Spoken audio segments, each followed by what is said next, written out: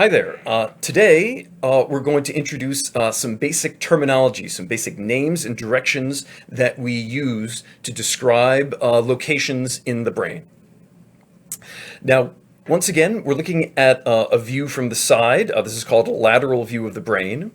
And what I've put up here are some words that we can use to describe some of the directions in the brain. So starting at the top here, we have dorsal and superior. Those both mean things that are near the top. And likewise here at the bottom, ventral and inferior. These mean things that are on or near the bottom of the brain. At the front of the brain, we can use a couple of different words here: frontal, anterior, rostral. These all mean things towards the front of the brain. And posterior and caudal, those all mean things at the back of the brain. Now, some of these words may be familiar to you, some of them may not be. There are a couple of little tricks that maybe you can help use to remember these. One thing that I always like to do is just have a funny picture in my mind when I think of these words. So I don't know, maybe if you think of this kind of funny looking animal here, it might help you remember some of these different directions. So, for example, if you always remember that the dorsal is the back and the ventral is around the belly, that might help you remember dorsal being on top and ventral being on the bottom. When you think of anterior and posterior, I think of the word posterior. And your own posterior is your backside, right? So the posterior goes in the back, and that means the anterior goes in the front. These words here, are worth memorizing because this is the common language that we use to talk about different parts of the brain and talk about different parts of the body as well. So again, for those of you who are going into the medical field, you're going to have to know these and use these every day. Now, one other trick here, one other thing that's important to remember is that the human brain and spinal cord, compared to the brains of other animals, have this kink, have this angle in them that other animals don't. So if you look at the nervous system of any quadruped, right, we'll see that it's basically all in a straight line.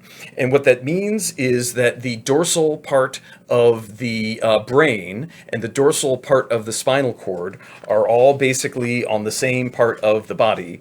And likewise, the ventral brain and the ventral spinal cord are all part of this in the same part of the body.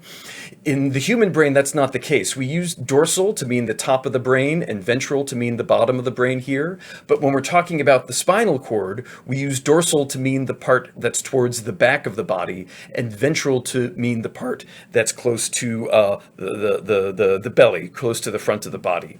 So later on, we're going to see this when we talk about the dorsal and the ventral part of the spinal cord. The dorsal part of the spinal cord is going to be towards the back. The ventral is going to be towards the front.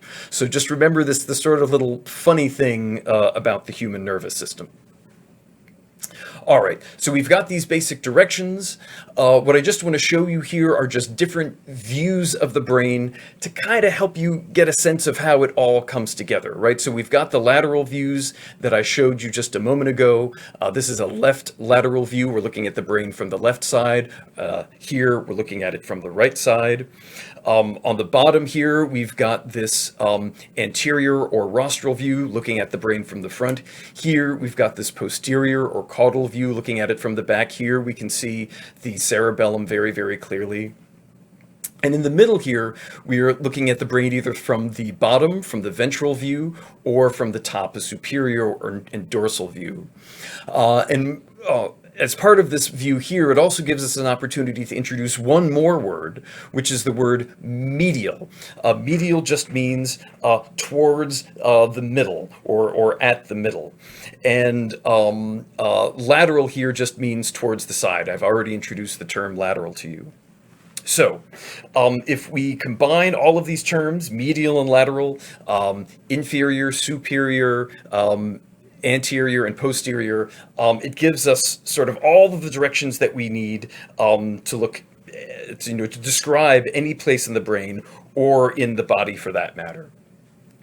Now, as you're probably able to appreciate, the brain is a very sort of complex 3D object.